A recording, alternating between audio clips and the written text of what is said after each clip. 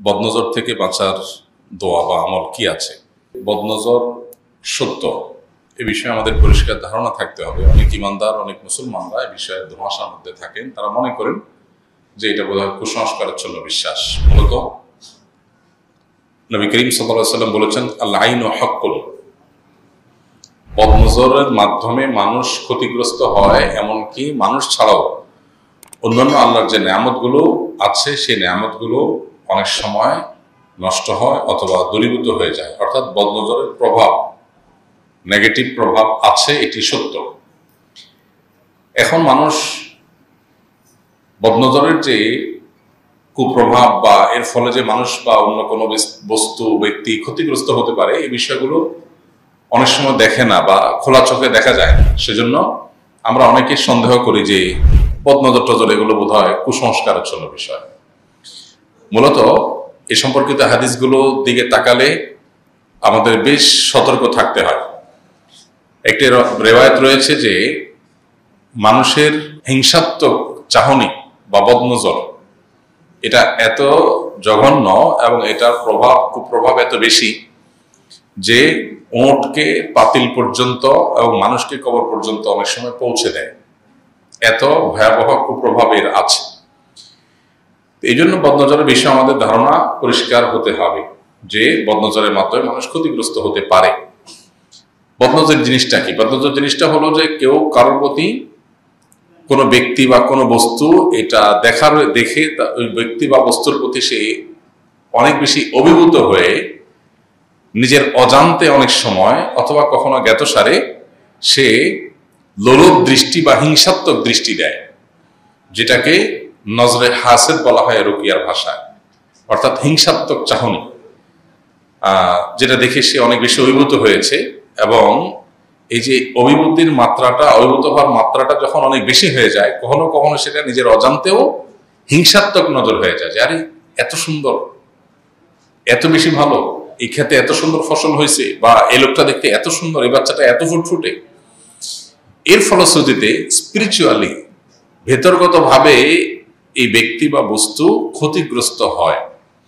অনেক সময় দেখা যায় যে আমরা মেডিকেল টেস্টে রোগ বালাই ধরতে পারি না, অথচ এটা কোনো বদনজরের কুফল। এই জন্য বিষয়গুলোর উপরে আমাদেরকে সতর্ক থাকতে হবে। এখন প্রশ্ন হলো যে বাঁচার উপায় কি, যেটা মূল প্রশ্ন, সেটার উত্তর হলো প্রথমত বদনজর লাগতে পারে এরকম ব্যক্তি, বস্তু, জিনিস এগুলো খুব বেশি প্রকাশ করে বেড়ানো উচিত না।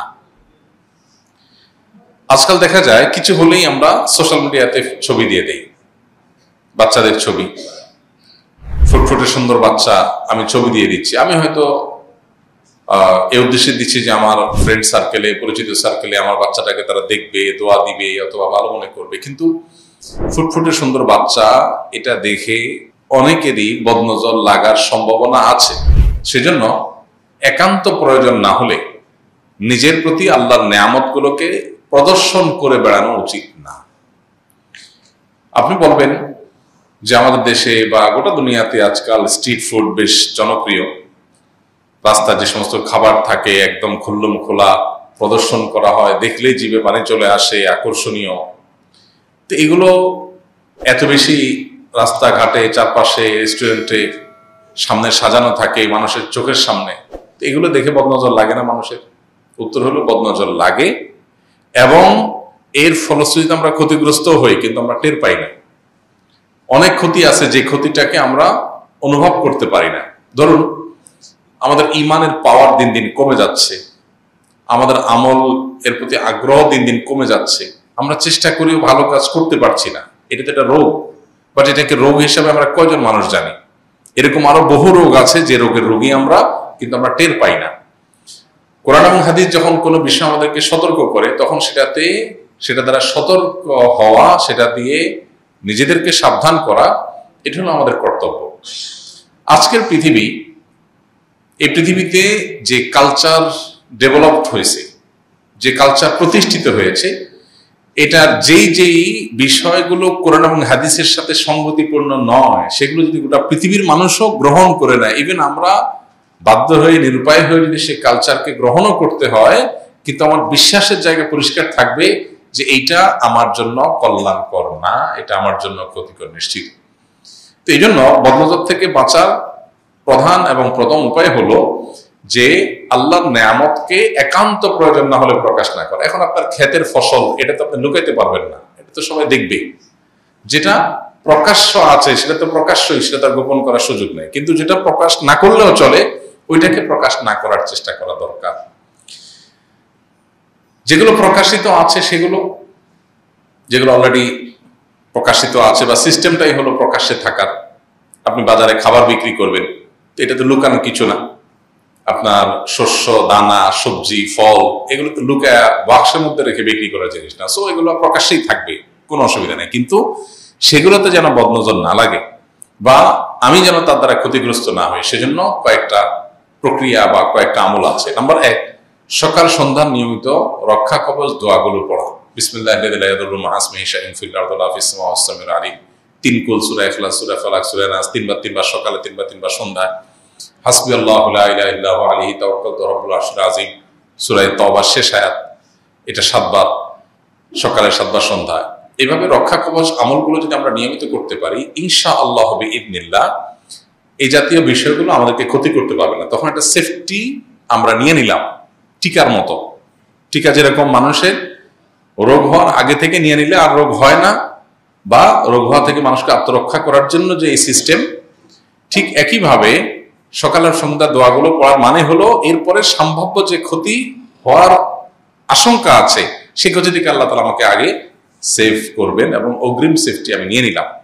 এই জন্য সকাল সন্ধ্যার আমলগুলো খুবই গুরুত্বের সাথে করা দরকার। আর কোনো আমল করতে না পারেন, অন্তত 3টা আমল, বিসমিল্লাহিল্লাযী লা ইয়াদুররু 3 বার, 3 কুল, সূরা ইখলাস, সূরা ফালাক, সূরা নাস 3 বার, আর সূরা তাওবার শেষ আয়াতের হাসবিয়াল্লাহু লা ইলাহা ইল্লাহু, এটার অংশ 7 বার হাসবিয়াল্লাহু লা ইলাহা আলাইহি তাওয়াক্কালতু রাব্বুল আরশিল আযীম। সকাল 7 বার, সন্ধ্যা 7 বার। এই 3টা আমল, বিসমিল্লাহিল্লাযী, 3 কুল এবং হাসবিয়াল্লাহ, আর কিছু না পারলে এগুলো যেন নিয়মিত আমরা করি। এটা হলো দ্বিতীয় উপায়। নাম্বার 3,